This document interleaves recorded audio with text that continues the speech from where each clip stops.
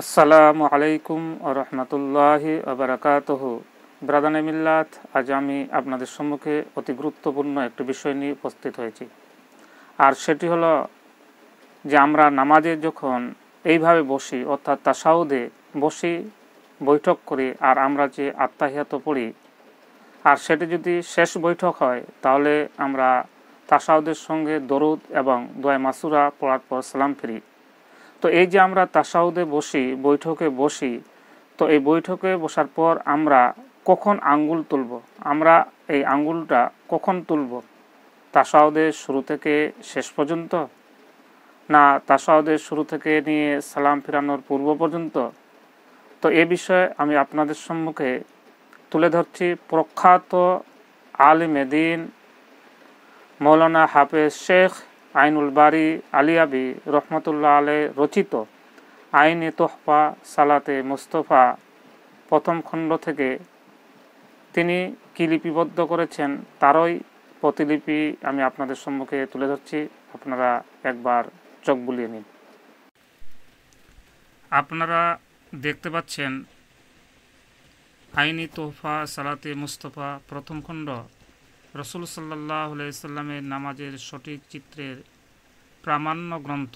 রচনায় মৌলানা হাফেজ শেখ আইনুল বারী আলিয়াবি, অধ্যাপক কলিকাতা মাদ্রাসা আলিয়া, সম্পাদক আহলে হাদিস মাসিক পত্রিকা, কলিকাতা।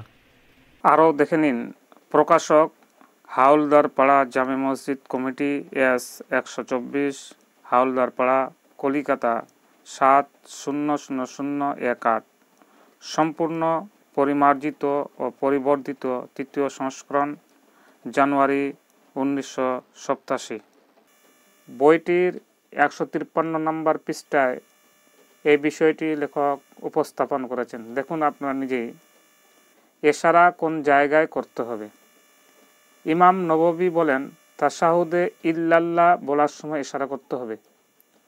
সুবুলুস সালাম ওয়ালা বলেন বাইহাকির বর্ণনা অনুসারে লা ইলাহা ইল্লাল্লাহ বলার সময় করতে হবে।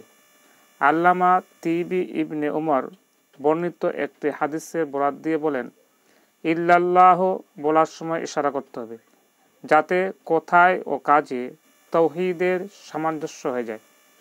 মোল্লা আলী কারি হানাফি বলেন হানাফি মতে লা ইলাহা বলার সময় তুলতে হবে এবং ইল্লাল্লাহ বলার সময় রেখে দিতে হবে।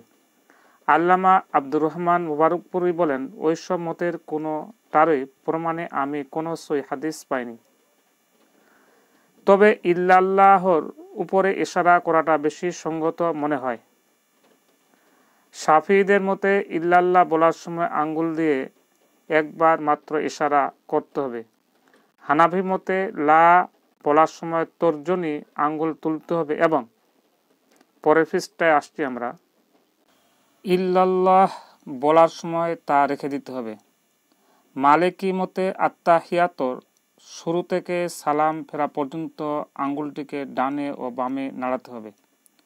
হাম্বলীদের মতে যখন আল্লাহর নাম উচ্চারণ হবে তখন আঙ্গুল দিয়ে ইশারা করবে, কিন্তু তা নাড়াবে না।